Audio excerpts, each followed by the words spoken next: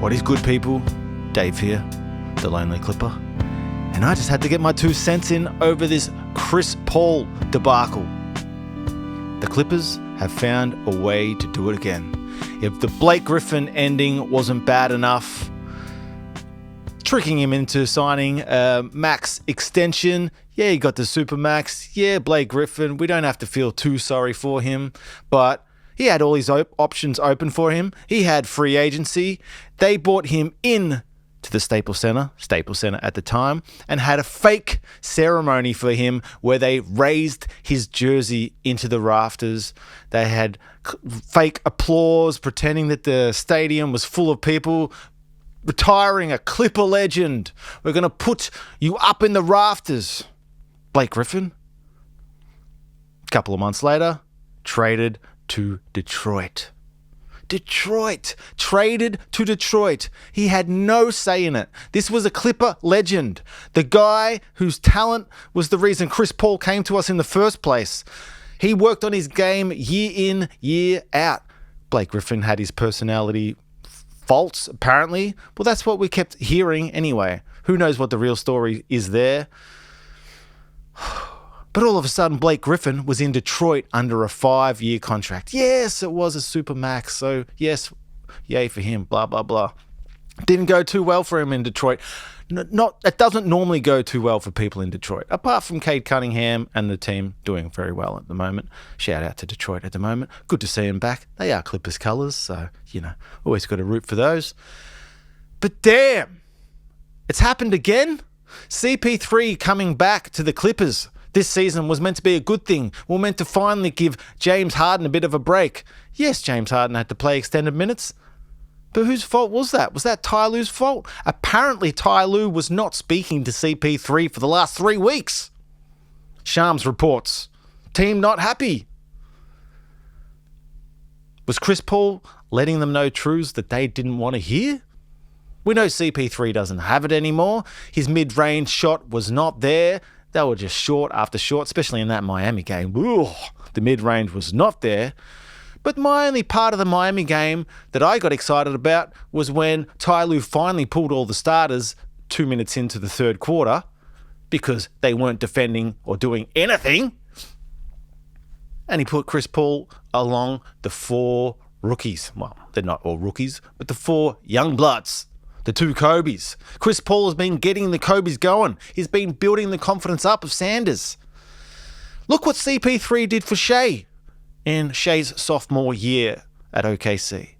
Brilliant. What does Shea think of Chris Paul? Shea has Chris Paul at his MVP speech, ceremony, whatever you call it. But no, we sent him home in the middle of the night on a road trip from Atlanta. See you later, mate.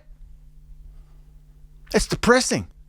Are you really going to put those guys' names in the rafters now when everything is going down the toilet in 2029? Well, it's 2025 right now, so still, and it's going down the toilet now. But when it gets even worse in the next few years, and you're desperate to have some good vibes, so you do the thing where you're like, oh, we'll just bring in some legends and put their names in the rafters so we can all feel good for a night, even though we're getting the crap kicked out of us by Washington Wizards or something at the time, because they'll probably have some talent by then, and we'll be on the bottom, still giving our top draft picks to OKC. It was meant to be a feel-good ending for CP3 at the Clippers. It didn't have to be a superstar ending. Yes, he wanted a chip. Yeah, he was going to ride the bench to a chip. He's going to work with James Harden. That was a fairy tale ending, but we sent him home in the middle of the night. It's a bad look, man. Lawrence Frank, it's not looking too good for you now, buddy. Ty Lue, not speaking to CP3 for the last 3 weeks. I know CP3's a pain in the ass. We all know that. They knew that. He was at the organization for 6 years. They knew exactly who Chris Paul was. But still, it ends like this. I don't know, man. I don't know what to believe. You're not in the room. None of us are in the room. We don't know what's going on. But I feel like I'm going to side with CP3 now, because I bet you he was saying everything that I've been saying from the couch at home. But no, another Clipper legend just kicked to the curb. Oh, it's depressing. Chris Paul getting the young guys going was the only thing I had left in me to get excited about for the rest of this season, and now that's gone.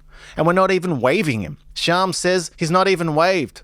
We can't even do anything but trade him, and we can't even trade him for another week because we signed him this year. He can't be traded till the middle of December.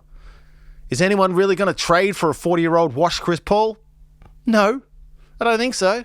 They've seen that he can't hit the mid-range anymore, and if Chris Paul can't hit the mid-range and can't even get the pass going like he used to, the only thing he's good for is getting the kids going. And that's what he was doing for the Clippers up until this week. I don't know, man.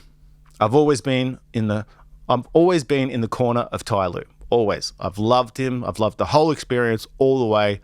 Always given him the benefit of the doubt. But this one is the first time where I'm raising an eyebrow. And I don't know, man. This could go from bad to worse and get real ugly.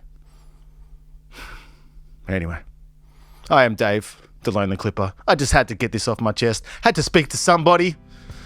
If stupid Clipper videos like this are your thing, well, chuck us a sub, and I'll see you in the next one. Until then, chin up, Clipper Nation. Maybe we'll all quit together one day, eh? I'll see you in the next video. Peace.